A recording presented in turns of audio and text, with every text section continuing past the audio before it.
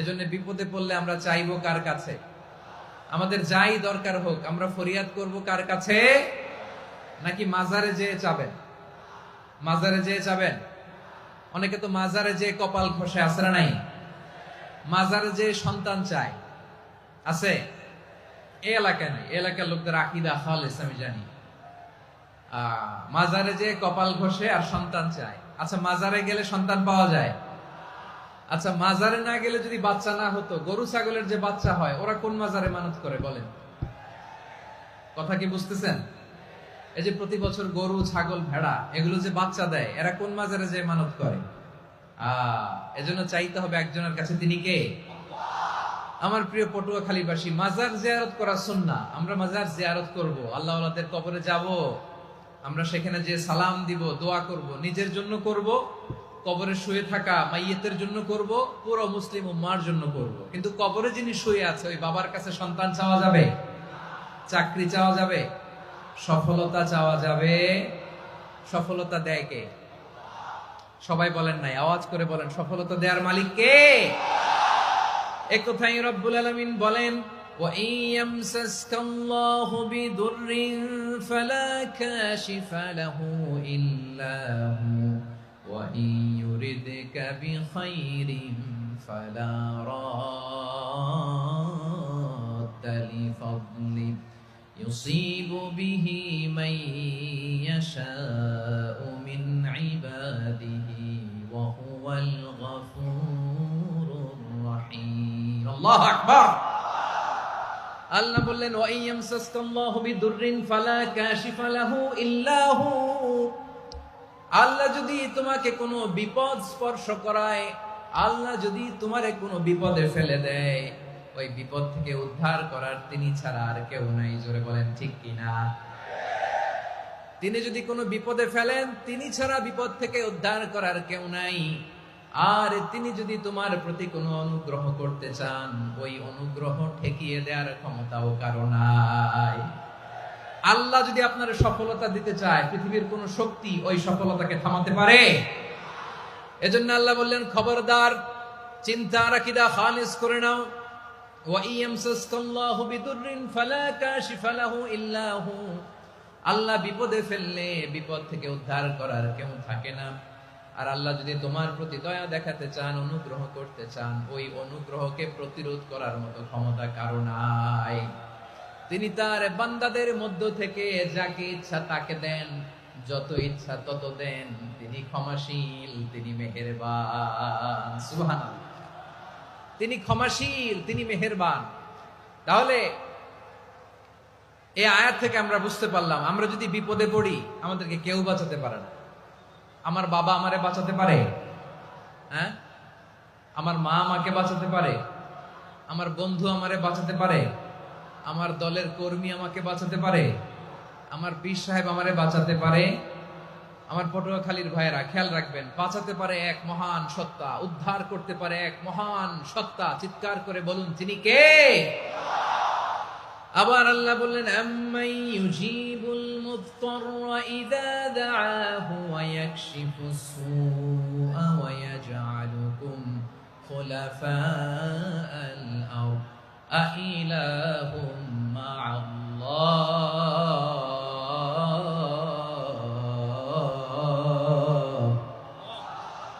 ক্বালিলাম মা তাযাক্কারুন। রব্বুল আলামিন বলেন, বিপদে পড়ে কাতর কণ্ঠে চিন্তাগ্রস্ত হয়ে যখন কেউ ফরিয়াদি হয়ে আল্লাহর ডাকে হাত তোলে, তখন এই ব্যক্তির ডাকে সাড়া দেয় কে? সবাই বলুন। কণ্ঠে বিপন্ন অবস্থায় আপনি যখন কেঁদে কেঁদে হাত তুলে আপনার দুঃখের কথা জানান, আপনি যখন ডাকেন তারে, তখন আপনার ডাকে সাড়া দেয় কে? আল্লাহ বলে, আমি সাড়া দেই। তোমাদের বিপদকে মুক্ত করে দেয় কে? ওই আল্লাহর সাথে কোন উপাস্য আছে নাকি? কিন্তু খুব অল্প সংখ্যক লোকই তোমরা উপদেশ গ্রহণ করো। কথাটা কার? তাহলে বিপন্ন মানবতা যখন কাঁদে, মানুষ যখন বিপদে পড়ে নিরুপায় হয়ে ফরিয়াদ করে, তার ডাক শোনার কেউ নাই একজন ছাড়া। চিল্লায় বলেন তো, তিনি কে? এজন্য আমরা ফরিয়াদের হাত কার দিকে তুলব? প্রিয় পটুয়াখালী বলেন, ফরিয়াদের দুটো হাত আমরা কার দিকে তুলবো? এবং খেয়াল রাখতে হবে, মাথার সাথে সেট করে নিতে হবে, আল্লাহ ছাড়া আমাকে উদ্ধার করার কেউ নাই। এই পৃথিবীতে কেউ আপন না। প্রিয় ভাইরা, বিপদে বললে বোঝা যায় কেউ আপন না। আপন শুধু একজন মহান সত্তা, তিনি কে? এটা কি আপনারা খেয়াল রাখতে পারবেন? হ্যাঁ, বিপদে আপদে কেউ আমাদের বাঁচাতে পারে না, তরাতে পারে না, মুক্তি দিতে পারে না, উদ্ধার করতে পারে না, একমাত্র আমার প্রভু ছাড়া, আল্লাহ ছাড়া। চিল্লায় বলেন ঠিক কিনা? এবং প্রিয় পটুয়াখালীর ভাইয়েরা, মাথার সাথে এটা সেট করে নিতে হবে যে আমাদের পুরো জীবনটাই পরীক্ষা। পুরো জীবনটাই কি? The life is a test. পুরো জীবনটাই পরীক্ষা। এই জীবনে বিপদ আসবে, আপদ আসবে, পরীক্ষা আসবে, সবার জীবনে এটা থাকে। এক একজনের পরীক্ষা এক এক রকম। আমার পরীক্ষা একরকম, মাসুদ ভাইয়ের পরীক্ষা একরকম, চৌধুরী সাহেবের পরীক্ষা একরকম, আপনার পরীক্ষা একরকম, ওনার পরীক্ষা আবার আরেক রকম। পুরো পৃথিবীটাই পরীক্ষা ক্ষেত্র, সবাই পরীক্ষা দিচ্ছি, কিন্তু কারো পরীক্ষা প্রশ্নের সাথে কারোটার মিল নাই। সুবহানাল্লাহ পড়বেন না? পুরোটাই পরীক্ষা ক্ষেত্র, সবাই পরীক্ষার্থী, কিন্তু প্রশ্নপত্র একটার সাথে আরেকটা মিলে না। One doesn't match the other. একজনেরটার সাথে আরেকজনেরটা মিলে না। কাউকে আল্লাহ তাআলা ধনী বানিয়ে পরীক্ষা করেন। কি বানিয়ে? কথা কি বুঝতেছেন নাকি কষ্ট হচ্ছে? কষ্ট হচ্ছে আপনাদের? কাউকে আল্লাহ ধনী বানিয়ে পরীক্ষা করেন, আবার কাউকে আল্লাহ তাআলা গরিব বানিয়ে পরীক্ষা করেন, কাউকে আল্লাহ অসুস্থ বানিয়ে পরীক্ষা করেন। কেউ দেখবেন যে দুরারোগ্য ব্যাধিতে আক্রান্ত, ডাক্তার বলেছে আর সময় নাই, দুরারোগ্য ব্যাধি, ক্যান্সার, যার নেই কোনো অ্যান্সার, তার জন্য পরীক্ষা হচ্ছে এই রোগ। আরেক লোক দেখবেন তার আবার রোগ বালাই নাই, মাশাআল্লাহ, তাকে আল্লাহ তাআলা আর্থিক দৈন্যতা, দারিদ্রতা দিয়ে পরীক্ষা করছেন। এরকম আছে না নাই? টাকা পয়সা নাই, দিন আনে দিন খায়, যা আছে তাতে চলে না, এটা তার জন্য পরীক্ষা। আবার আরেক শ্রেণীর লোক দেখবেন তাকে আল্লাহ অসুস্থতাও দেয় নাই, দারিদ্রতাও দেয় নাই, তার দাম্পত্য জীবনের সমস্যা আছে না নাই? স্ত্রী কথা শোনে না, অথবা ছেলে মেয়ে কথা শোনে না। তাহলে পরীক্ষা সবার জীবনে আছে, এক একজনের পরীক্ষাটা এক এক রকম। আল্লাহ তাআলা দেখতে চায় যে এই পরীক্ষার সময় আমরা কিরকম রেসপন্স করি। How to deal with the test, কিভাবে এই বিপদ আপদ পরীক্ষাগুলোকে আমরা হ্যান্ডেল করব, ডিল করব, এটা হচ্ছে আজকের আলোচনার বিষয়। বুঝতে পেরেছেন সবাই আমার প্রিয় ভাইয়েরা? তাহলে পরীক্ষাময় আমাদের জীবন, বিপদ আপদ পরীক্ষা, এটা মানুষের পিছু ছাড়ে না। সবার জীবনে পরীক্ষা আছে। নবীদের জীবনেও পরীক্ষা ছিল। সাহাবারা জিজ্ঞেস করেছেন, ইয়া রাসূলুল্লাহ, আইয়ুন নাসি আশাদ্দু বালাআন ফিদ দুনিয়া, এই দুনিয়ার বুকে কাদের পরীক্ষা সবচেয়ে বেশি? বিশ্বনবী বলেছেন, আল আম্বিয়া। এই পৃথিবীতে সবচেয়ে বেশি পরীক্ষা আল্লাহ তাআলা নিয়ে থাকেন নবীদের। কাদের? নবীদের। সুম্মাল আমসাল ফাল আমসাল, এরপরে নবীদের পরের স্তরে যারা, তাদের পরীক্ষা। এরপরে তাদের পরের স্তরে যারা, তাদের পরীক্ষা। সিদ্দিকিনদের, শুহাদাদের, সালিহিনদের, আল্লাহওয়ালাদের। যার ঈমান যত মজবুত, তার জীবনে পরীক্ষাও তত বেশি। চিল্লায় বলেন ঠিক কিনা? তাহলে মুমিনরা, বিশ্বাসীরা, আমরা কি পরীক্ষা বিপদ আপদে ভয় পাই? হ্যাঁ, বিপদ দেখলে ভয় লাগে আপনাদের? ভয় লাগে? হ্যাঁ, না, মুমিনরা বিপদে ভয় পায় না, তারা হতাশ হয় না, সুবহানাল্লাহ, তারা নিরাশ হয় না। বিশ্বাসীরা হাল ছেড়ে দেয় না, তারা ভরসা রাখে একজনের উপর। চিল্লায় বলতে হবে তিনি কে? কারণ মুমিন জানে the grief isn't permanent, the test isn't permanent, the struggle in our life isn't permanent. আমাদের জীবনের দুঃখ, কষ্ট, স্ট্রাগল, এগুলো পার্মানেন্ট নয়। After every difficulties there is an ease. সব কষ্টের পরেই একটা সুখ আছে না নাই?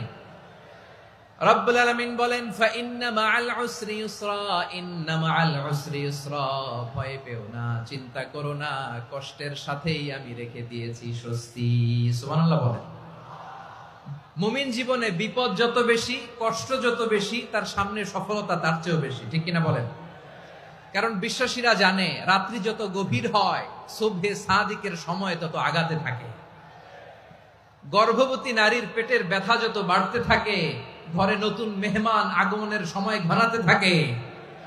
মুমিনদের উপর বিপদ, অত্যাচার, আপদ, পরীক্ষা যত বাড়তে থাকে, কালেমার পতাকা উড্ডয়নের সময় কাছে আসতে থাকে। বিশ্বাসীদের এগুলো হিসাব মিলানো অনেক আগে, এগুলো অনেক আগে হিসাব মিলানো। দুঃখের আধার শেষে সুখের আলো মিটি মিটি হাসে, চিল্লায় বলেন ঠিক কিনা? দুঃখের আধার শেষে আলোর প্রভাত হাসে, হতাশার কালো মেঘে যায় গো ভেসে, হতাশার কালো মেঘে যায় গো ভেসে। দুঃখের আধার শেষে আলোর প্রভাত হাসে, হতাশার কালো মেঘে যায় গো ভেসে, হতাশার কালো মেঘে যায় গো ভেসে। কোরআনের পাতায় পাতায় দেখো ইমানের পথ ঢাকা ব্যথার কাটায়। কোরআনের পাতায় পাতায় দেখো ইমানের পথ ঢাকা ব্যথার কাটায়। ভেঙে পড়ো না কভু হতাশ হয়ে, ভেঙে পড়ো না কভু হতাশ হয়ে, জ্বলে পুড়ে খাঁটি সোনা হও গো শেষে, জ্বলে পুড়ে খাঁটি সোনা হও গো শেষে। দুঃখের আধার শেষে আলোর প্রভাত হাসে, হতাশার কালো মেঘে যায় গো ভেসে, হতাশার কালো মেঘে যায় গো ভেসে। ঠিক কিনা বলেন? দুঃখ যত বেশি, পরীক্ষা যত বেশি, কষ্ট যত বেশি, সুখের সময় তত কাছাকাছি, চিল্লায় বলতে হবে ঠিক কিনা? এজন্য মুমিন জীবনে পরীক্ষা বেশি, মুমিনদের হতাশা নাই। মুমিনরা নিরাশ হয় না, হতাশ হয় কাফিররা। মুমিনরা কখনো হাল ছেড়ে দেয় না, মুমিনরা ভরসা রাখে একজনের উপর, তিনি কে? তাহলে আমার প্রিয় পটুয়াখালীবাসী, বিপদ থাকবে, পরীক্ষা থাকবে, এই বিপদ থেকে আমাদেরকে উদ্ধার করবেন একজন, তিনি কে? আমরা শুধু আল্লাহর উপরই ভরসা রাখবো। রাজি আছেন তো? চাইবো একজন সত্তার কাছে, আওয়াজ করে বলুন তিনি কে? একজন সত্তার কাছে চাইবে। বিশ্বনবী উনার চাচাতো ভাই আব্দুল্লাহ ইবনে আব্বাস রাদিয়াল্লাহু তাআলা আনহুকে বললেন, ইয়া আব্দুল্লাহ ইবনুল আব্বাস, হে আব্দুল্লাহ ইবনে আব্বাস, ইদা সাআলতা ফাসআলিল্লাহ, যখন চাইবে আল্লাহর কাছে যাও। ও আব্দুল্লাহ, যখন চাইবা আল্লাহর কাছে চাও। ওয়া ইদা ইসতাআনতা ফাসতাইন বিল্লাহ, যখন সাহায্য চাইবা আল্লাহর কাছে ফরিয়াদ করো। জেনে রেখো ও আব্দুল্লাহ, ওয়া'লাম আন্নাল উম্মাতা লাউ ইজতামাআত আলা আন ইয়ানফাউকা বিশাইইন লাম ইয়ানফাউকা ইল্লা বিশাইইন ক্বাদ কাতাবাহু আল্লাহু লাক। ও আব্দুল্লাহ, জেনে রেখো, মনে রেখো, গোটা বিশ্বের সবাই মিলে যদি তোমার উপকার করতে চায় ততটুকুই তারা করতে পারবে যতটুকু আল্লাহ তোমার নসিবে সেটা লিখে রেখেছে। ঠিক কিনা বলেন? আর যদি গোটা বিশ্বের সবাই মিলে তোমার বিরুদ্ধে কনস্পাইরেসি করে, ষড়যন্ত্র করে, গোটা বিশ্বের সবাই মিলেও যদি তোমার ক্ষতি করতে চায় ততটুকুই শুধু পারবে যেটা আল্লাহ তোমার জন্য বরাদ্দ রেখেছে। যতটুকু আল্লাহ তাআলা তোমার জন্য বরাদ্দ রেখেছে অতটুকুই ক্ষতি করতে পারবে, আর এক চুল বেশিও করতে পারবে না, কমও করতে পারবে না। চিল্লায় বলেন ঠিক কিনা? এজন্য আমরা চাইবো কার কাছে? সবাই বলেন নাই, আওয়াজ করে বলেন কার কাছে? সব সময় আমরা আল্লাহর কাছে চাইবো, বিপদে আপদে, সুখে দুঃখে, সচ্ছল অবস্থায় অসচ্ছল অবস্থায়, পরাজয়ের সময় বিজয়ের সময়, সব সময় আমরা ভরসা রাখবো কার উপর? সবাই বলুন। একদল লোক আছে যারা বিপদে পড়লে আল্লাহরে ডাকে, আছে না নাই? পটুয়াখালীতে মাশাআল্লাহ নাই। বিপদ আসলে আল্লাহরে ডাকে, বিপদ নাই আল্লাহও নাই। বিপদে পড়লে নামাজ পড়ে, বিপদও নাই নামাজও নাই। বিপদে পড়লে জিকির করে, বিপদ যখন চলে যায় ওদের জিকিরও বন্ধ হয়ে যায়। এরকম আছে না নাই? কিছু লোক দেখবেন পরীক্ষা আসলে নামাজ পড়ে, আছে আছে। জেনজি আওয়াজ করো, এরকম আছে? এই কমন পড়ে গেছে, কমন পড়ছে। দেখবেন পরীক্ষার সময় নামাজ পড়ে, পরীক্ষাও নাই নামাজও আছে। এরকম কিছু লোক আছে অসুস্থ হলে আল্লাহরে বড্ড ভালোবাসে, আল্লাহরে খুব ডাকে। অসুস্থ হইলে অসুস্থতাও নাই, আল্লাহ স্মরণও নাই। দেখবেন কিছু লোক নির্বাচন আসলে খুব আল্লাহ হয়ে যায়। তখন দেখবেন মাথার মধ্যে হেজাব লাগায়, পাঞ্জাবি লাগায়, আল্লাহ হয়ে যায়। নির্বাচনও নাই, এরপরে আল্লাহর কথাও নাই।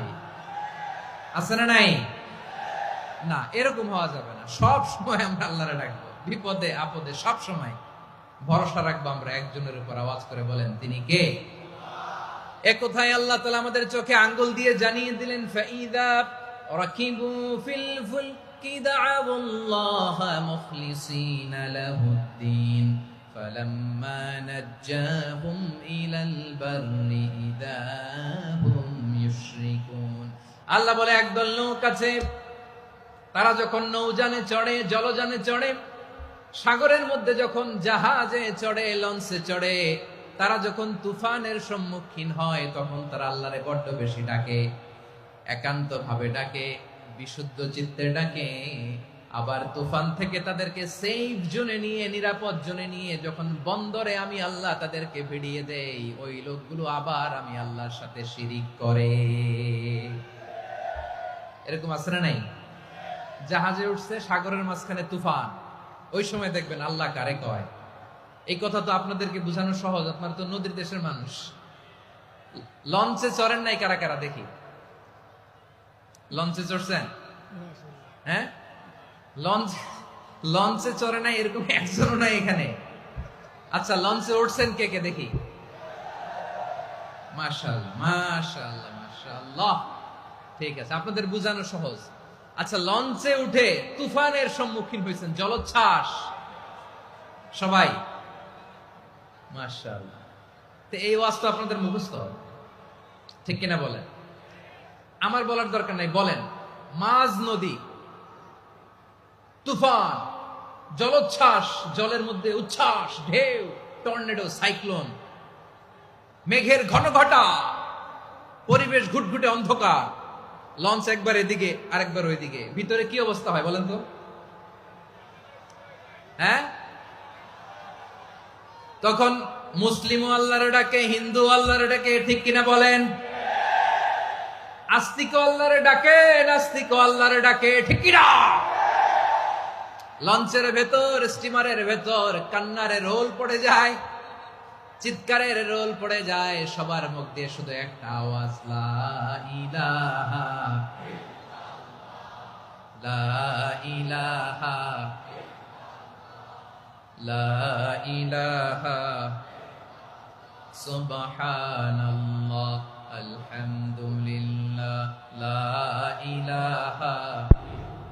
আল্লাহ নামের জিকির করবে যারা, আল্লাহর কাছে প্রিয় তারা, আল্লাহর কাছে প্রিয় যারা, জান্নাতে প্রবেশ করবে তারা, জোরে লা ইলাহা লা ইলাহা ইল্লাল্লাহ, লা ইলাহা ইল্লাল্লাহ মুহাম্মাদুর রাসূলুল্লাহ সাল্লাল্লাহু আলাইহি ওয়াসাল্লাম। আমার প্রিয় পটুয়াখালীবাসী, তাহলে লঞ্চের ভেতরে যখন আমরা তুফানের মধ্যে পড়ি, তখন সবাই মিলে আমরা একটা নামের জিকির করি। নামটা কার? মুসলমানেরাও ডাকে, হিন্দুরাও ডাকে, আস্তিকও ডাকে, নাস্তিকও ডাকে, সবাই ডাকে একজনকে, তিনি কে? আবার দেখবেন ওই আল্লাহ তুফানের পরে, ঝড়ের পরে ওই লঞ্চটাকে যখন সদর ঘাটে ফিরিয়ে দেয়, আবার আমরা নাফরমানি শুরু করে দেই। সে কোথায় আল্লাহ বললেন, ফাইদা রাকিবু ফিল ফুলকি দা'আউল্লাহ মুখলিসিনা লাহুদ্দিন ফালাম্মা নাজ্জাহুম ইলাল বাররি ইযা হুম ইউশরিকুন। সাগরে যখন তুফানে পড়ে আমি আল্লাহর ডাকে, আবার আমি আল্লাহ যখন বাঁচিয়ে দেই, আবার আমি আল্লাহর সাথে শিরিক শুরু করে। আমরা কি এরকম হতে চাই নাকি? এরকম করবেন? হ্যাঁ না, আমরা তুফানে পড়লেও আল্লাহরে ডাকি, আবার বাঁচায় দেওয়ার পরেও ডাকি কারে? আল্লাহকেই ডাকি। বিমানের মধ্যে মাঝে মাঝে দেখবেন যে এয়ার টার্বুলেন্স হয়, জানেন? এয়ার টার্বুলেন্স জানেন তো? মাঝে মাঝে বিমানটা বাউন্সিং করে, বাম্পি, ভেরি বাম্পি ওয়েদার। শোনেন নাই? 40,000 ফিট উপরে যখন থাকে তখন পাইলট মাঝে মাঝে বলে, dear passengers, ladies and gentleman, right now we are flying 40,000 feet above the ground and we are passing very air turbulence, very heavy air turbulence right now. Please fasten your seat belt. দেখবেন মাঝে মাঝে বলে যে, ভদ্র মহিলা, ভদ্র মহোদয়গণ, আমরা 40,000 ফিট উপর দিয়ে যাচ্ছি আর এয়ার টার্বুলেন্স ফেস করছি, মেহেরবানি করে আল্লাহর হস্তে সিট বেল্ট বাঁধুন। তখন বিমানটা এরকম বাউন্সিং করে, শেকিং করে। আপনারা মুখোমুখি হয়েছেন? ইদানিং এই এয়ার টার্বুলেন্স বেড়ে গিয়েছে। গত বছর আমার ইন্টারন্যাশনাল অনেকগুলো ফ্লাইট ছিল, তো আমি দেখলাম যে আগের ফ্লাইটগুলোর তুলনায় এখন এয়ার টার্বুলেন্স খুব বেশি।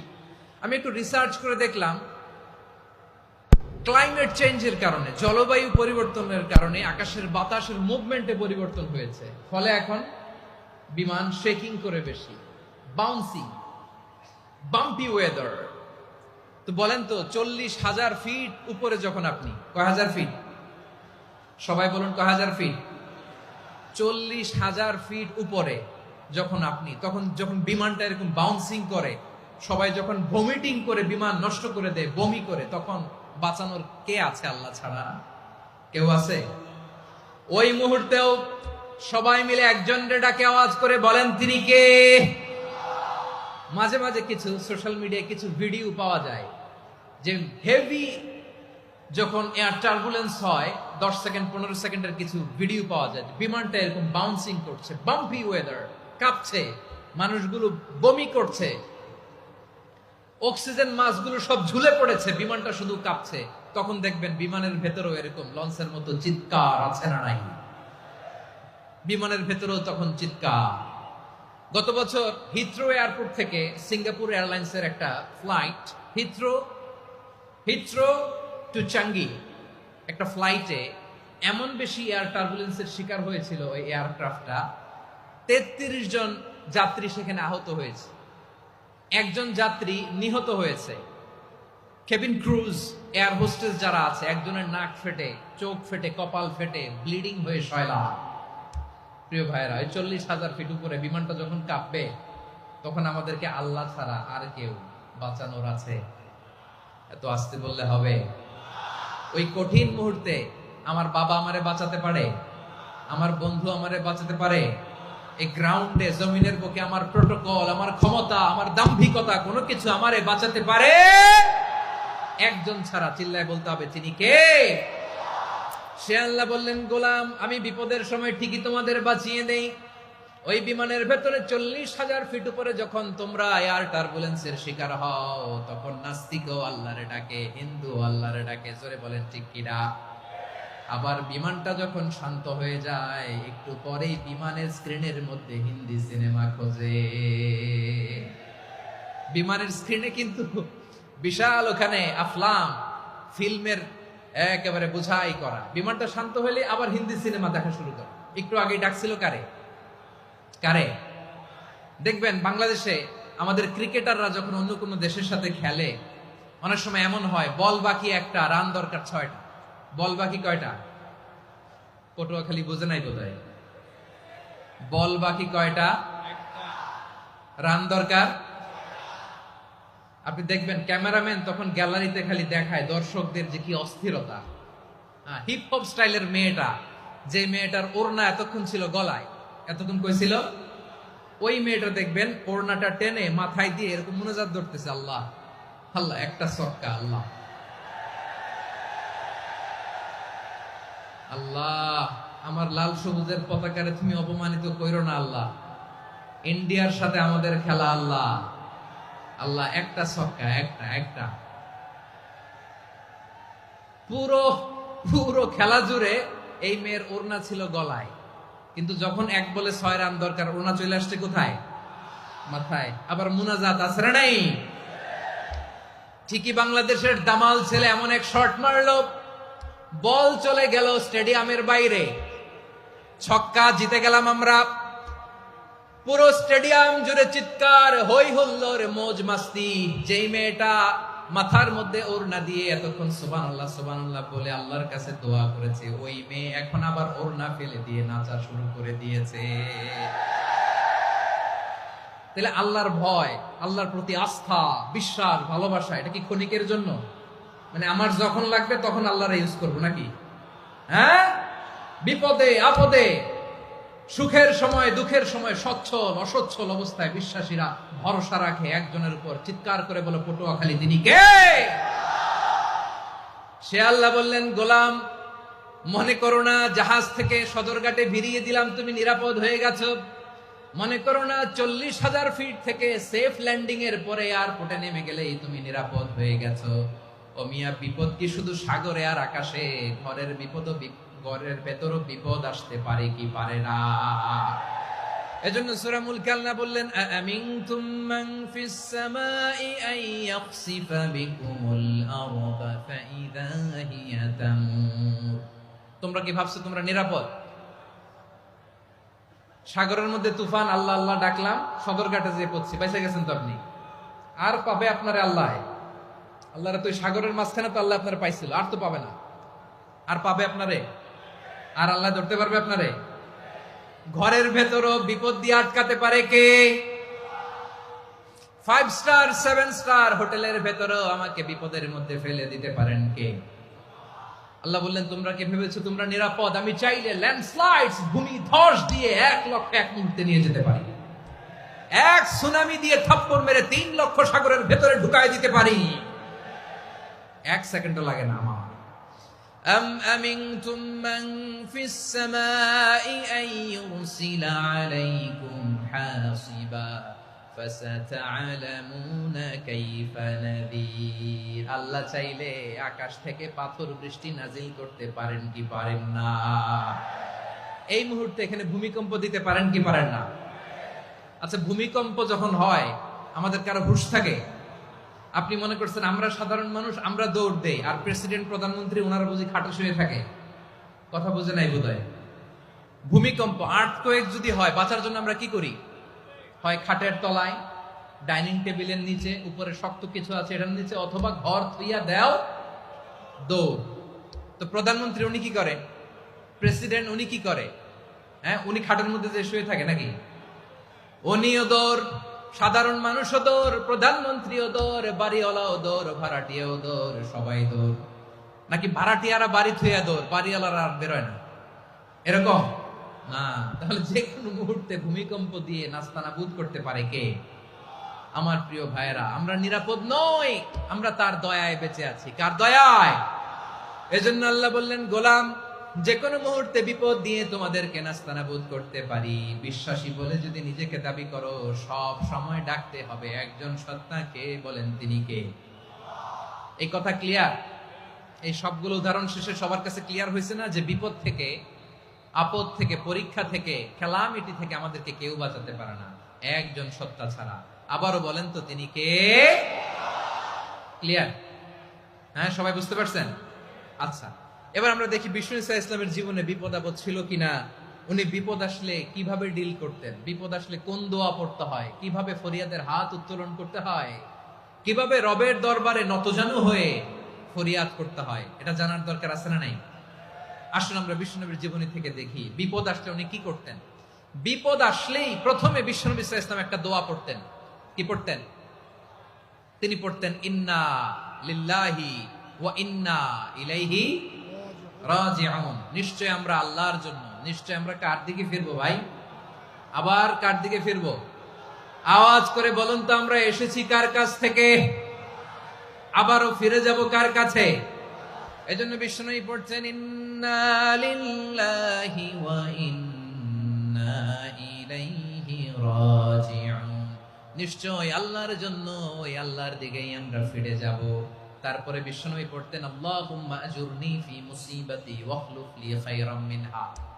একসাথে প্রথমে পড়তেন ইন্না লিল্লাহি ওয়া ইন্না ইলাইহি রাজিউন, তারপর পরই পড়তেন আল্লাহুম্মা আজুরনি ফি মুসিবাতি ওয়াখলুফ লি খায়রাম মিনহা। মানে আল্লাহ, এই যে আমি বিপদে ধৈর্য ধারণ করলাম, এটার সব তুমি আমার দাও, আর যেটা হারালাম এর চেয়ে ভালো কিছু দিয়ে মেকআপ করে দিও, ভালো কিছু দিয়ে বদল করে দিও। সুবহানাল্লাহ পড়েন। তাহলে বিপদ আসলে আমরা কি পড়বো?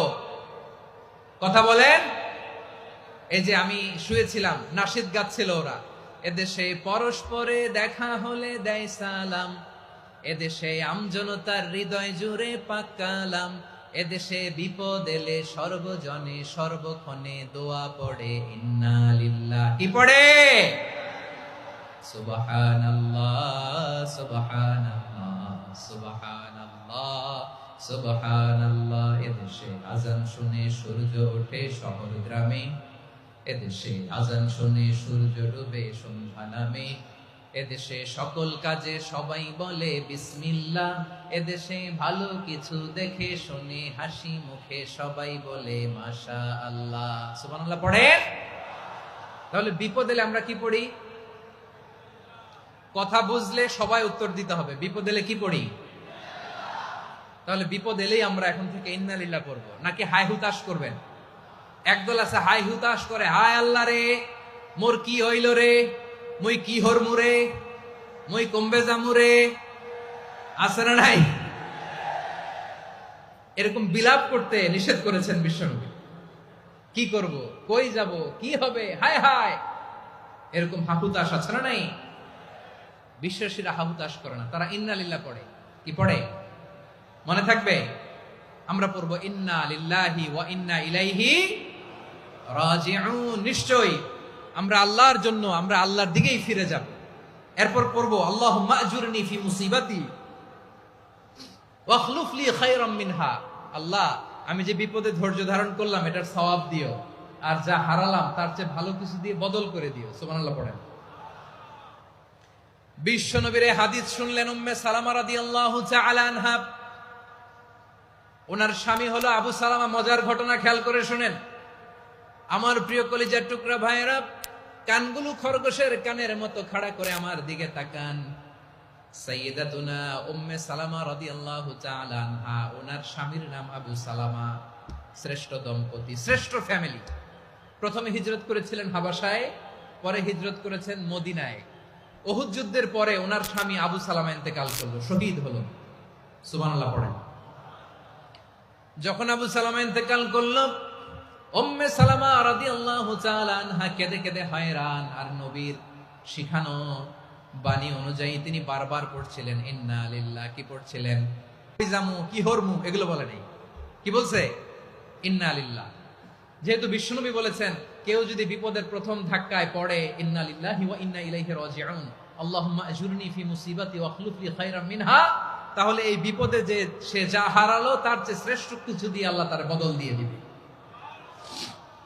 এই হাদিস শুনে উম্মে সালামা রাদিয়াল্লাহু তাআলা আনহা ওনার প্রাণ প্রিয় স্বামী আবু সালামার ইন্তেকালের পরে চোখের পানি ছাড়ে আর পড়ে ইন্না লিল্লাহি ওয়া ইন্না ইলাইহি রাজিউন, আল্লাহুম্মা আজুরনি ফি মুসিবাতি ওয়া খলুফ লি খায়রাম মিনহা।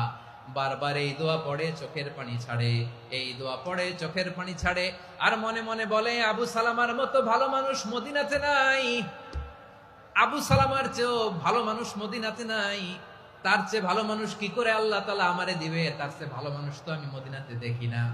চোখের পানি দিয়ে বুক ভাসায় আর নবীর হাদিসের উপর আমল করে পড়ে ইন্না লিল্লাহি ওয়া ইন্না ইলাইহি রাজিউন, ইন্না লিল্লাহি ওয়া ইন্না ইলাইহি রাজিউন। পড়তে পড়তে চোখের পানি ছাড়ে আর চিন্তা করে বিশ্বনবী বললেন এই দোয়া পড়লে যেটা হারালাম তার চেয়ে ভালো কিছু দিয়ে আল্লাহ পুরস্কার দেয়। আবু সালামার চেয়ে ভালো মানুষ মদিনার মধ্যে আর কে হতে পারে? কি আজীব তামাশা, কি অবাক করা ঘটনা। কিছুদিন পরে দেখা গেল সাইয়্যিদুল মুরসালিন রাহমাতাল লিল আলামিন স্বয়ং বিশ্ব নবী উম্মে সালামাকে বিয়ের প্রস্তাব পাঠিয়েছে। স্বয়ং বিশ্ব নবী উম্মে সালামা রাদিয়াল্লাহু তাআলা আনহাকে বিয়ের প্রস্তাব পাঠিয়েছেন। উনি রাজি হয়ে গেলেন, বিয়ে হয়ে গেল। উনি হয়ে গেলেন উম্মুল মুমিনিন, আমাদের মা, পুরো মুসলিম উম্মার মা। চিৎকার করে বলেন আল্লাহু আকবার। তাহলে আমার প্রাণ প্রিয় ভাইরা, বিপদে পড়লে আমরা পড়বো ইন্না লিল্লাহি ওয়া ইন্না ইলাইহি রাজিউন, আল্লাহুম্মা আজুরনি ফি মুসিবাতি ওয়া খলুফ লি খায়রাম মিনহা। পড়বেন? পড়বেন না? যারা যারা বিপদ আসলে এই দোয়াটা পড়বেন এখন থেকে আওয়াজ করে ইনশাআল্লাহ বলেন। যা হারাইছেন তার চেয়ে শ্রেষ্ঠ জিনিস দিয়ে বদলা দিবে কে? বিশ্বাস হয়? একটু সন্দেহ লাগে মনে হয়, একটু সন্দেহ আছে। যাদের বিশ্বাস হবে তাদেরকে আল্লাহ উত্তম বদলা দেবে, ঠিক কিনা বলেন? তাহলে বিপদে পড়লেই প্রথমে আমরা এটা পড়ব। দোয়াগুলো যদি এখন মুখস্থ না হয়, এই যে রেকর্ডিং হচ্ছে, পেয়ে যাবেন, কালকেই পেয়ে যাবেন। শুনে শুনে মুখস্থ করবেন। আমার মায়েরা, আমার বোনেরা, আপনাদের জন্য 3টি মাঠের অ্যারেঞ্জমেন্ট করা হয়েছে, আমি জানি। আপনারাও এই দোয়াগুলো পড়বেন, আপনার স্বামীকে শেখাবেন, সন্তানকে শেখাবেন, আপনার পুরো পরিবারটাকে জান্নাতের টুকরো বানিয়ে দিবে কে? তাহলে বিপদ আসলে প্রথমে কি পড়তে হবে এটা জেনে গেলাম। এরপরে বিপদ আসলে নিজেকে কি করে আল্লাহর কাছে সঁপে দিতে হয় এটাও জানার দরকার আছে না নাই? বিপদে প্রথমে ইন্নালিল্লাহ করলাম, ধৈর্য ধারণ করলাম, বিপদ থেকে উদ্ধারের সর্বোচ্চ চেষ্টা করলাম। আমার কাজ যখন শেষ, তখন আমি আমার এই বিষয়টা আল্লাহর কাছে সঁপে দিব। কার কাছে সুপর্দ করব? কার কাছে? বিপদে বললে কেমন করে নিজেকে আল্লাহর কাছে সঁপে দিতে হয়, আসুন সাইয়েদনা ইব্রাহিম আলাইহিস সালামের জীবনী থেকে জানি। আল্লাহর খলিল ইব্রাহিম আলাইহিস সালাম আমাদের মতো সমাজ ব্যবস্থা পায় নাই। আমরা জন্মের পরে আমাদের কানের ভেতরে আজান দিয়েছে কে? একামত দিয়েছে কে? আমাদের বাপদাদারা আমাদের কানে আজান দিয়েছে কি? দেয় নাই। আমাদের জন্মের পরেই তো আজান, একামত, বাড়ির পাশে মসজিদ, প্রতিদিন আজান, জুমার খুতবা, প্রতি মাসে মাসে তাফসিরুল কোরআন মাহফিল, মসজিদ, মিনারা, অভাব নাই, ঠিক কিনা বলেন? আপনি যেই সুন্দর ইসলামিক এনভায়রনমেন্ট পেয়েছেন, আমাদের ইব্রাহিম খলিল, উনিও কি এরকম পেয়েছিলেন? হ্যাঁ, উনি জন্মের পর পরে ওনার কানে আজান দিছে কেউ? আমার প্রিয় ভাইরা, আগা গোড়া একটা শিরকি পরিবেশ উনি জন্মগ্রহণ করেছেন। উনি ছাড়া ওই তল্লাটে একজনও আল্লাহর উপর বিশ্বাসী নাই। কল্পনা করতে পারেন? গোটা তল্লাটে, গোটা দেশে বিশ্বাসী মুমিন, আল্লাহর উপর বিশ্বাস স্থাপনকারী কয়জন? সবাই বলেন কয়জন? বাকি সব মুশরিক। বাকি সব মুশরিক নিজের সাথে নিজে শক্ত বোঝাপড়া করে, অ্যানালজি করে, সেলফ কনভারসেশন করে উনি মহা সত্যের সন্ধান পেয়েছেন। উনি আকাশের তারা দেখে ভাবে মনে হয় এটাই আমার খোদা। ওরা দেখে তারা নাই, মনে মনে বলে না তাইলে এটা না।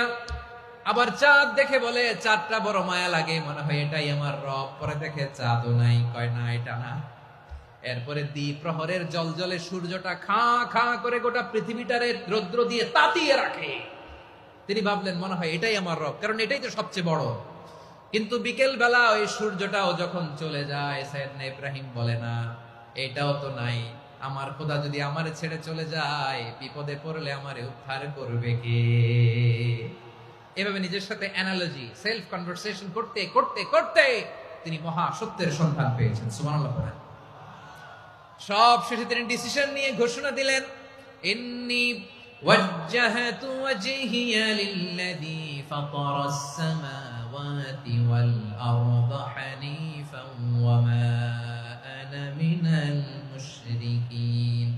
নিশ্চয় আমি এমন সত্তার দিকে মনোনিবেশ করলাম, মুখাপেক্ষী হলাম, যিনি আকাশ বানিয়েছেন, জমিন বানিয়েছেন, আমি মুশরিক নই। সুবহানাল্লাহ। পারতেন? আপনি পারতেন? কেউ নাই, লক্ষ লক্ষ মুশরিক, আপনি একা। ওনার মতো এরকম বিচক্ষণতা দিয়ে আল্লাহরে খুঁজে পাইতে পারতেন আপনি?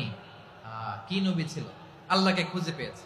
যখন আল্লাহর ইবাদত শুরু করলো, এই কথা ছড়ায় পড়লো চারদিকে। নমরুদ সাইয়েদনা ইব্রাহিমকে ডেকে পাঠালেন। নমরুদ বলে, ইব্রাহিম তুমি নাকি মূর্তির পূজা না করে কোন নতুন রবের ইবাদত করো, কে তোমার রব?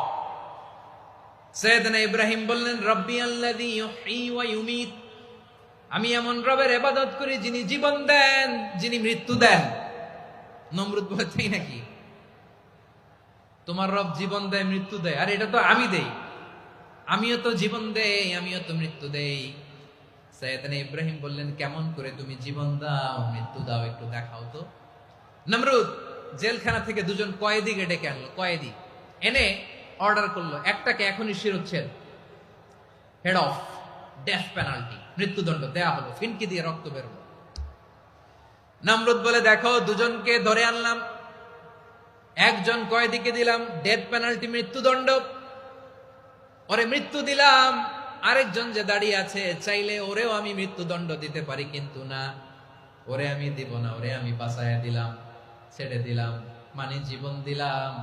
দেখো ইব্রাহিম, তোমার চোখের সামনে একজনরে মৃত্যু দিলাম, আরেকজনরে জীবন দিলাম। আপাত দৃষ্টিতে তাই তো, একজনরে তো জীবন দিল, আরেকজনরে মৃত্যু দিল। সাইয়েদনা ইব্রাহিম এবার বিপাকে পড়ে গেলেন। কিন্তু এক একজন নবীকে আল্লাহ এমন উইজডম বিচক্ষণতা দিয়ে এই জমিনে পাঠিয়েছেন, মুহূর্তের মধ্যে আল্লাহর খলিল ইব্রাহিম বললেন, ফাইন্নাল্লাহা ইয়াতি বিশ-শামসি মিনাল মাশরিকি ফাতি বিহা মিনাল মাগরিব ফাবুহিতাল্লাযী কাফার।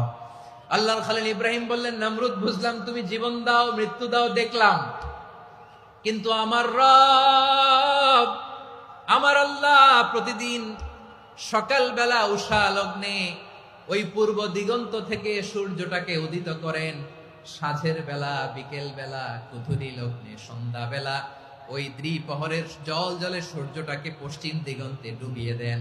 মানে সকালবেলা পূর্ব দিক থেকে উদিত করা সূর্যটাকে পশ্চিম দিকে বিকেলে তিনি ডুবিয়ে দেন। তুমি যদি পারো ওই সূর্যটাকে পশ্চিম দিক থেকে উদিত করে পূর্ব দিকে ডুবিয়ে দাও। সুবহানাল্লাহ পড়বেন না? দেখেন, ইনস্ট্যান্ট ইন্টেলেক্ট, মুহূর্তে বিচক্ষণতা, উইজডম কাকে বলে? নমরুদ পারবে? নমরুদের বাপ পারবে? ওর দাদা, ওর 14 গোষ্ঠী, গোটা বিশ্বের সব ক্ষমতাধর রাষ্ট্রনায়করা একসাথে হলে পারবে? ফাবুহিতাল্লাযী কাফার পারে নাই, ব্যর্থ হয়েছে। এবার তেলে বেগুনে জ্বলে উঠেছে, রেগে মেগে আগুন বলে ফালকুহু ফিল জাহিম। ওর সাথে তর্ক নাই, না পেরে এবার এটারে আগুনে ফেলা। বিশাল বিশাল গাছ কেটে লাকড়ি এনে আগুনের কুণ্ডলি বানানো হলো, দাও দাও দাও দাও করে আগুন জ্বলে। আল্লাহর খলিল ইব্রাহিমকে আগুনে নিক্ষেপ করা হবে। আল্লাহর খলিল সাইয়েদনা ইব্রাহিমের হাতের মধ্যে রশি দিয়ে টাইট করে বাঁধা হলো, পায়ের মধ্যেও টাইট করে রশি দিয়ে বাঁধা হলো। আল্লাহর খলিল ইব্রাহিমকে আগুনের কুণ্ডলির মধ্যে ফেলা হবে। ও মিয়া, আপনি যে বিপদের কারণে ভয় পান, হতাশ হন, এটা কোনো বিপদ ওনার বিপদের সামনে? পটুয়াখালী আওয়াজ করে বলুন, সাইয়েদনা খলিল ইব্রাহিমের বিপদের সামনে আমাদের বিপদগুলো কোনো বিপদ? এটা কোনো বিপদই না, এটা কোনো বিপদই না। হাত পা বেঁধে টাইট করে নিক্ষেপ করা হবে, সিম্পলি ফেলা যাবে না, কারণ দাও দাও করে দ্য ব্লেজিং ফায়ার, এমন আগুনের কুণ্ডলি, কাছে যাওয়া যায় না, আগুনের উত্তাপে নিক্ষেপ করা হবে। হাতে রশি বেঁধে, পায়ে রশি বেঁধে আল্লাহর খলিল ইব্রাহিম আলাইহিস সালামকে আগুনের মধ্যে নিক্ষেপ করা হবে। আহা, এটার বলে অগ্নি পরীক্ষা। উনি অগ্নি পরীক্ষার সম্মুখীন হয়েছিলেন, এজন্য কঠিন পরীক্ষাকে আমরা অগ্নি পরীক্ষার সাথে তুলনা করি, ঠিক কিনা? সাইয়েদনা জিবরাইল এসে বললেন, ও আল্লাহর খলিল, ওরা তো আপনার হাতও বেঁধে ফেললো, পাও বেঁধে ফেললো, নড়াচড়ার সুযোগ নাই, বলেন আমি জিবরিল ফেরেশতা আপনার জন্য কি করতে পারি? আল্লাহর খলিল ইব্রাহিম বলেন, ও জিবরাইল, তোমার কাছে আমার কোনো চাওয়া পাওয়া নাই। সুবহানাল্লাহ বলেন। তোমার কাছে বলার কিছু নাই, তোমার সাহায্যের আমার দরকার নাই। সাইয়েদনা ইব্রাহিম আলাইহিস সালামকে হাতে পায়ে রশি বেঁধে, হাত পা বাঁধা অবস্থায় জ্বলন্ত অগ্নিকুণ্ডে যখন নমরুদের দলবল নিক্ষেপ করবে, আল্লাহর খলিল কিভাবে নিজেকে আল্লাহর কাছে সঁপে দিয়েছেন, পটুয়াখালীর ভাইরা খেয়াল করে শুনুন। হাত পা বেঁধে আল্লাহর খলিলকে যখন নিক্ষেপ করা হবে, তিনি মুখ ফুটে বলে ফেললেন, হাসবুনাল্লাহু ওয়া নি'মাল ওয়াকিল। হাসবুনাল্লাহু ওয়া নি'মাল ওয়াকিল, আমার জন্য আল্লাহই যথেষ্ট, আমার জন্য আল্লাহই যথেষ্ট। তিনি আমার সবচেয়ে বড় গার্ডিয়ান, তিনি আমার সবচেয়ে বড় অভিভাবক। জিব্রাইলের সাহায্যের অফারকে ফিরিয়ে দিলেন, দুনিয়ার বুকে কারো কাছে কিছু বলেন নাই, মুখ ফুটে বলেছেন হাসবুনাল্লাহ। ও আমার পটুয়াখালীর প্রাণের ভাইয়েরা, খেয়াল রাখবেন, কোন বান্দা তার হাতে থাকা সব চেষ্টাটুকুন করার পরে মুখ ফসকে মুখ দিয়ে যখন বলে ফেলে হাসবুনাল্লাহ, বান্দা যখন হাসবুনাল্লাহ বলে ফেলে, ওই ব্যাপারটা ডিল করার দায়িত্ব স্বয়ং আল্লাহ আরশের উপর থেকে নিয়ে নেয়। আপনি যখন বলে ফেলবেন হাসবুনাল্লাহ, এটা ডিলিং করবে কে তখন? চিল্লায় বলেন না, তিনি কে? বান্দা তার সাধ্যের সবটুকু চেষ্টার পরে নতজানু হয়ে যখন বলবে হাসবুনাল্লাহ, আল্লাহ তুমি আমার জন্য যথেষ্ট, নি'মাল ওয়াকিল, তুমি আমার শ্রেষ্ঠ অভিভাবক, তখন তার কি দরকার না দরকার এটা ডিল করে স্বয়ং আল্লাহ। নিক্ষেপ করা হলো সাইয়েদনা ইব্রাহিমকে অগ্নিকুণ্ডলিতে। হাজার হাজার মানুষের দৃশ্য দেখার জন্য জড়ো হয়েছে এরকম বিশাল ময়দানে। কিন্তু কি অবাক করা ঘটনা, সবাই ভয় পাচ্ছিল, না জানে কি হয়ে যায়। আল্লাহর খালিলকে যখন আগুনের কুণ্ডলিতে নিক্ষেপ করা হয়, আল্লাহর খালিল ইব্রাহিম আগুনের কুণ্ডলের মধ্যে বসে বসে মানুষগুলোর দিকে তাকিয়ে হাসতে শুরু করে দেয়। কারণ আকাশ থেকে রব্বুল আলামিন স্পেশাল ভার্ডিক্ট নাজিল করেছেন, স্পেশাল হুকুম জারি করেছেন, কুলনা ইয়া নারু কুনি বারদান ওয়া সালামান আলা ইব্রাহিম। ও আগুন, খবরদার, সৃষ্টি শুরু থেকে তোকে একটা ধর্ম আমি বাতলে দিয়েছিলাম। তোর ধর্ম, আগুনের ধর্ম হলো যা পাবে জ্বালিয়ে সারখার করবে। আল্লাহ বলল, আগুন, তোর ধর্ম দিয়েছিলাম, তুই সব জ্বালিয়ে পুড়িয়ে সারখার করে দিবি, কিন্তু ক্ষণিকের জন্য আমি তোর জ্বালিয়ে দেওয়ার ক্ষমতাটাকে কেড়ে নিলাম।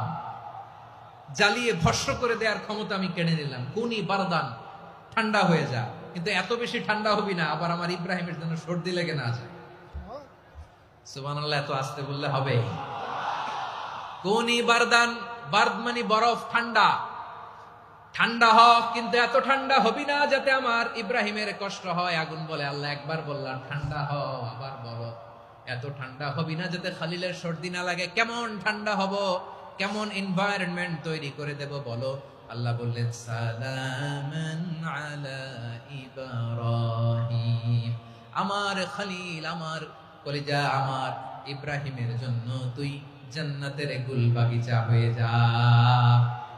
ও ভাই, নবী মুসার মতো ঈমান হলে রাস্তা হবে সাগর জলে, নবী ইউসুফের মতো ঈমান হলে একে একে দরজা খোলে। নবী ইব্রাহিমের মতো ঈমান যদি আজও থাকে বিদ্যমান, অগ্নিকুণ্ডে দেখতে পাবে খুবসুরত এক ফুল বাগান। কুলনা ইয়া নারু কুনি বারদান ওয়া সালামান আলা ইব্রাহিম। বান্দা যখন মুখ দিয়ে বলে হাসবুনাল্লাহ, আমার আল্লাহ আমার জন্য যথেষ্ট, এই বলে যখন নিজেকে সঁপে দেয়, তার কি লাগবে ওই দায়িত্ব স্বয়ং নিয়ে নেয় কে? সবাই বলেন, স্বয়ং নিয়ে নেয় কে? তাহলে আমার প্রিয় ভাইরা, বিপদের শুরুতেই আমরা বলবো ইন্না লিল্লাহ। শুরুতে কি বলবো? এরপরে যেই বাক্যটা পড়ে নিজের পরিস্থিতিকে আল্লাহর দরবারে সঁপে দিব, সেটা হচ্ছে হাসবুনাল্লাহ। সেটা কি? বিষ্ণু বলেন, লা ইয়াজালু লিসানুকা রাতাবান মিন যিকরিল্লাহ। সব সময় আল্লাহর স্মরণ দিয়ে, জিকির দিয়ে জিহ্বাটারে সিক্ত রাখো। আর শয়তানু জাসিমুন আলা কলবি ইবনে আদম, শয়তান বনি আদমের কলবে খামচি মেরে বসে থাকে।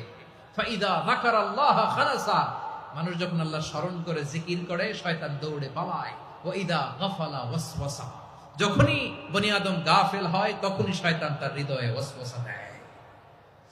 এজন্য বিপদে পড়লে ইন্না লিল্লাহ, নিজের সব টুকুন করার পরে, নিজের রোল প্লে করার পরে নিজেকে আমরা কি বলে সঁপে দিব? সবাই বলেন, সবাই বলতে হবে। আরো জোরে বলে, মনে থাকবে? বিপদে পড়লে প্রথমে ইন্না লিল্লাহ, এরপরে নিজেকে যখন সঁপে দিব তখন হাসবুনাল্লাহ। এরপরে কঠিন বিপদে যখন বিশ্বনবী পড়তেন তখন কি করতেন? এমন বিপদ মাঝে মাঝে হয় না, দেয়ালে পিঠ থেকে যায়, চোখে মুখে অন্ধকার, কি করব দিশা খুঁজে পাই না, এরকম হয় কখনো? হ্যাঁ, আপনাদের হয়? হয় না? তো জান্নাতে আছেন আপনারা। হয় হয় এরকম হয়েছে না যে দেয়ালে পিঠ থেকে গেছে, চোখে মুখে অন্ধকার, কই যাব, কি করব, বাঁচানোর কেউ না, এরকম হয়েছে কখনো আপনাদের? যদি হয় তাইলে এটার সলিউশন বলবো, না হইলে তো এগুলো বলে লাভ নাই। হয় হয় হয় বিশ্বনবী এরকম কঠিন বিপদে পড়েছেন জীবনের কিছু কিছু মুহূর্তে। ওই মুহূর্তে বিশ্বনবী স্পেশাল দুইটা দোয়া পড়তেন। এই দোয়াগুলো আপনাদেরকে জানিয়ে দেয়। বিশ্বনবী বলেন, কঠিনতম বিপদে যখন পড়বা, দেয়ালে পিঠ থেকে যায়, চোখে মুখে অন্ধকার, বাঁচার কোনো উপায় নাই, তখন পড়বা লা ইলাহা ইল্লা আনতা সুবহানাকা ইন্নী কুনতু মিনাজ জালিমিন। আল্লাহ, তুমি ছাড়া কোনো ইলাহ নাই, তুমি পবিত্র, নিশ্চয় আমি জালিমদের অন্তর্ভুক্ত। সুবহানাল্লাহ বলেন। এই দোয়া সাইয়েদনা ইউনূস আলাইহিস সালাম পড়েছিলেন যখন মাছের পেটে ছিলেন। কিসের পেটে? এবং অনেক মুফাসসিরিন একরাম বলেছেন, অনেক আহলুল ইলমরা বলেছেন এটা হচ্ছে ইসমে আজম। ইসমে আজম এমন দোয়া যেটা দিয়ে দোয়া করলে আল্লাহ দোয়া কবুল করে, কিন্তু এটা কোনটা এটা নিয়ে ইখতিলাফ আছে। কোন কোন আহলুল ইলম বলেন এই লা ইলাহা ইল্লা আনতা সুবহানাকা ইন্নী কুনতু মিনাজ জালিমিন এটা হচ্ছে ইসমে আজম। সাইয়েদনা ইউনূস আলাইহিস সালাম পড়েছেন, আপনারা পড়েননি? তুফান হইলে পড়েন না? আমাদের এলাকায় তো এটা খুব, এটার উপর ব্যাপক আমল আছে। পটুয়াখালীতে কি অবস্থা বলেন? পড়েন পড়েন পড়েন পড়েন। একটা গল্প শুনেছিলাম, পাক হানাদার বাহিনী যখন বাংলাদেশে অ্যাটাক করতো, ৭১ সালের ঘটনা বলতেছে, আমরা তো দেখি নাই, শুনছি আর কি। ৭১ যদি দেখতাম এতদিনে রাজাকার হয়ে যেতাম। আল্লাহ আমাদেরকে বাঁচাই দিছে, আল্লাহর মেহেরবানি, ঠিক কিনা বলেন? মন মতো হইলে মুক্তিযোদ্ধা, মন মতো না হইলে রাজাকার। কত কিছু দেখলাম এই শাহবাগের বুকে। আল্লাহ ৭১ সালে দেখি নাই, আমরা শুনেছি পাক হানাদার বাহিনী জিজ্ঞেস করত মুসলিম না অমুসলিম চেক করার জন্য, বলতো কালেমা বল, কালেমা বাতাও। তো যারা কালেমা বলতে পারতো পাকিস্তানি বাহিনী নাকি ওদেরকে ছেড়ে দিত, শুনেছি। তো একজনকে, এক বাঙালিরে পেয়ে তার মাথার মধ্যে বন্দুকর নল ধরে বলতেছে কালেমা বল সালে, কালেমা বাতা, কালেমা বল। তো ভয়ের চোটে এই দোয়া পড়া শুরু করছে। ও পড়তেছে লা ইলাহা ইল্লা আনতা সুবহানাকা ইন্নী কুনতু মিনাজ জালিমিন। পাকিস্তানি বলে সালে ये तो मुसीबत का কালেমা है। বাঙালি কয় হাম তো ভি মুসিবত মে হ্যায়। পাকিস্তানি বলে বেটা কোন দোয়া বললি, এটা তো মুসিবতের কালেমা। কয় আমিও তো মুসিবতে আছি, আমার মাথার মধ্যে বন্দুক ধরে তুমি আমারে কালেমা জিজ্ঞেস করো, এখন কোনটা কালিমা আর কোনটা কি দোয়া, আমার হুশ আছে নাকি? প্রিয় ভাইরা, আসলে এটা দুআউল মুসিবা, বিপদে পড়লে এই দোয়া পড়তে হয়। লা ইলাহা ইল্লা আনতা সুবহানাকা ইন্নী কুনতু মিনাজ জালিমিন, এটা পড়বেন আপনারা। এই দোয়া পড়ে সাইয়েদনা ইউনূস আলাইহিস সালাম মাছের পেট থেকে রক্ষা পেয়েছিলেন। রক্ষা করেছিল কে? তুমি ইউনূস নবীরে যখন খাইলো মাছেতে গিলিয়া, ফেরেশতা পাঠাইয়া দিলে ইসমে আজম দিয়া। প্রাণে ছিল যাহার ভয় সেথা পাইল আশ্রয়, প্রাণে ছিল যাহার ভয় সেথা পাইল আশ্রয়। মাছের পেট হতে সে যে পেল পরিত্রাণ। আল্লাহু আল্লাহু তুমি জাল্লে জালালুহু, শেষ করা তো যায় না গে তোমার গুণগান। আল্লাহু আল্লাহু সুবহানাল্লাহ পড়ে। লা ইলাহা ইল্লা আনতা সুবহানাকা ইন্নী কুনতু মিনাজ জালিমিন। বিশ্বনবী বললেন দেয়ালে পিঠ থেকে গেলে, চোখে মুখে অন্ধকার, বাঁচার কোনো উপায় নাই, তখন এই দোয়াটা পড়তে হবে।